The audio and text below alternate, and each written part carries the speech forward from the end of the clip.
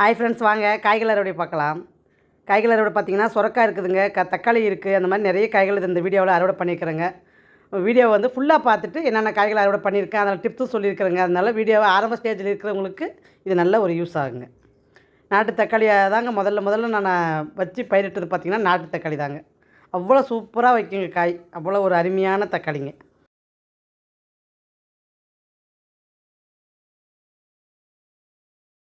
வாங்க வந்து தக்காளி முதல்ல அறுவடை பண்ணிக்கலாம். தக்காளி நம்ம வந்து ஒவ்வொன்றா இடுந்தாத்தியமாக வச்சதுனால தக்காளி நம்மளுக்கு அப்படியே வந்துகிட்டே இருக்கிற மாதிரி வருதுங்க. இப்போ காய் வந்து பிரியாணிக்கு போட்டு சமைச்சு பழகினதுனால இப்போ எனக்கு வந்து அதனுடைய டேஸ்ட் ரொம்ப பிடிச்சதுனால இப்போ வந்து நான் தக்காளி காயுமே அறுவடை பண்ண ஆரம்பிக்கிறேங்க. வேணும் போது 1 2 3ன்னு அப்படி தேவைப்படுற அளவுக்கு காய் வந்து பறிச்சுக்கிறேங்க. இப்போ நம்ம இன்றைக்கி பிரியாணி செய்கிறோம் அப்படின்னா ஒரு 3 காய் வந்து பறிச்சுக்கோங்க. அந்த மாதிரி இப்போ அந்த டேஸ்ட்டுக்கு இப்போ வந்து நாக்கு கடுமையாயிடுச்சுங்க. அதனால் இப்போ காயும் நம்ம அறுவடை பண்ணுறதா போச்சுங்க. பச்சை மிளகா, காஷ்மீர் சில்லி பச்சை மிளகா ஒரு 4 5 பறிச்சுக்கிறேங்க. அப்படியே நம்ம வந்து கொத்தவரங்காயை பார்க்கலாங்க. என்ன தான் நம்ம வந்து கொத்தவரங்காய் வந்து போட்டி போடலான்னு நம்ம சொல்லியிருந்தாலுமே இந்த வச்சு வந்து ஆடிப்பட்டத்தின் கொத்தவரங்காய் செடிக்கு செப்டம்பர் மாதம் கொத்தவரங்காய் செடி ஈடு கொடுக்கலன்னு தாங்க சொல்லணும். ஏன்னா அந்த செடியினுடைய வளர்ச்சியும் பார்த்திங்கனாலும் கொஞ்சம் வீக்காக தெரியுது. காயும் இன்னும் அந்த அளவுக்கு இது வைக்கலைங்க. ஏன்னா நம்ம மண் அந்த ரீப்ளேஸ் மண்ணிலே நம்ம யூஸ் பண்ணுறதுனால அதனுடைய சத்து வந்து கொஞ்சம் குறைஞ்சதுனால பார்த்திங்கன்னா இந்த செடி வந்து அந்த அளவுக்கு வளர்ச்சி இல்லைங்க. நான் எருவுமே போட்டுக்கிறேங்க. இப்போ அதுவுமே உங்களுக்கு ஒரு தனி வீடியோவை நான் கொடுக்குறேங்க, எப்படி நான் எருவு போட்டுக்கிறேன்னு பாருங்கன்னு சொல்லி காட்டுறேங்க. எருவுமே இப்போ இந்த காயினுடைய வளர்ச்சியை பார்த்துட்டு எருவுமே இப்போ கொடுத்துருக்குறேங்க. நான் மழை பெஞ்சிட்டு இருக்கிறதுனால சரி நம்மளுக்கு ரொம்ப அதிகமாக கொடுத்தாலும் அந்த எருவு வேஸ்ட்டாக போடுன்றதுனால ஒரு 2 2 கை 3 கை ஒவ்வொரு பேக்கும் கொடுத்து தூவி விட்டுருக்குறேங்க. தூவி விட்டு கூட இப்போ 10 நாள் ஆயிடுச்சுங்க. இது வந்து அதுக்கு முன்னாடியே அறுவடை பண்ண வீடியோங்க இது. அதனால் இப்போ கொஞ்சம் செடி கொஞ்சம் நல்லா இருக்குதுங்க. அதனால் பார்க்கலாம் இதுக்கு மேலே செடி எப்படி வலுவாக இருக்கா என்னான்றதை பார்க்கணுங்க.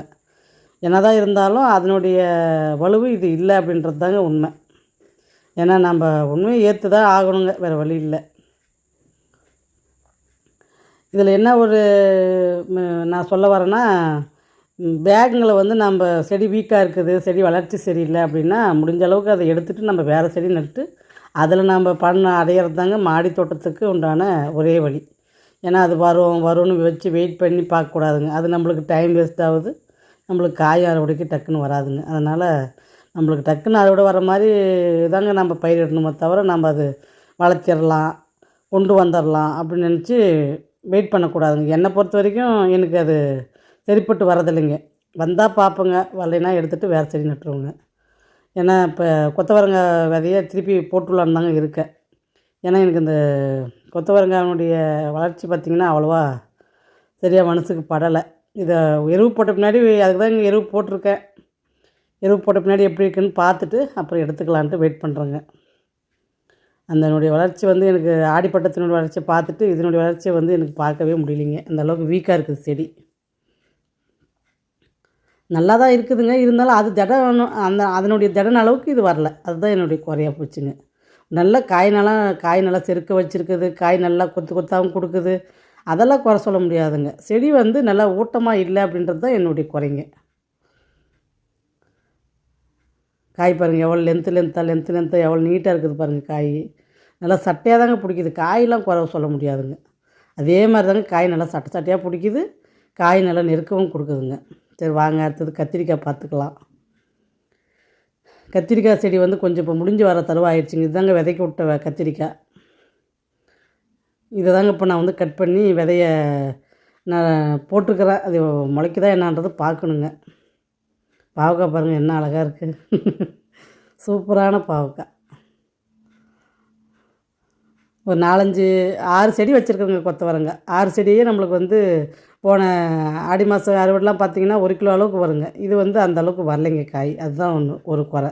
இப்போ தாங்க செகண்ட் அறுவடை கொத்தவரங்காய், அதனால் கொஞ்சம் கம்மியாக அறுவடை வருதுங்க. பார்க்கலாம் எருவு கொடுத்த பின்னாடி எவ்வளோ காய் வைக்கிதுன்றது இதுக்கு மேலே தாங்க பார்க்கணும். என் வீடியோ கமெண்ட் கொடுத்த அத்தனை பேருக்கு ரொம்ப நன்றிங்க. சுஜான்றவங்களுக்கும் ரொம்ப நன்றிங்க. ஸ்ரீலங்கா சிஸ்டருக்கும் ரொம்ப நன்றிங்க. ஆதரவு கொடுக்குற அத்தனை பேருக்குமே ரொம்ப நன்றிங்க.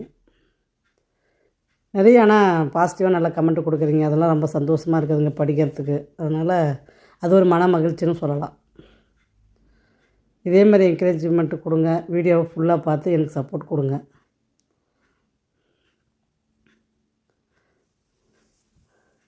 செடி பாருங்கள், நல்லா ஃப்ரெஷ்ஷாக தாங்க இருக்குது செடியும். ஆனால் நான் சொல்கிறது தப்பாக இல்லைன்னு சொல்ல வரேங்க.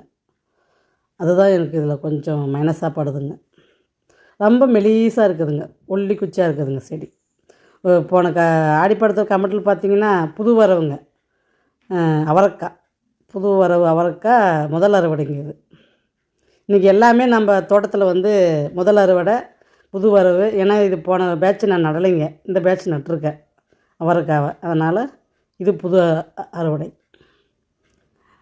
அவரைக்காய் போன பேட்ச் நட்டேங்க, ஆனால் அது முளைக்கல, அதனால் வரல. ஆடி மாதம் வந்து நட்டேன், ஆனால் அது வரல. அப்படி தான் சொல்லிக்கணும். பாருங்கள், முதல்ல ஒரு கைப்பிடி அளவுக்கு வந்துங்குது பாருங்கள்.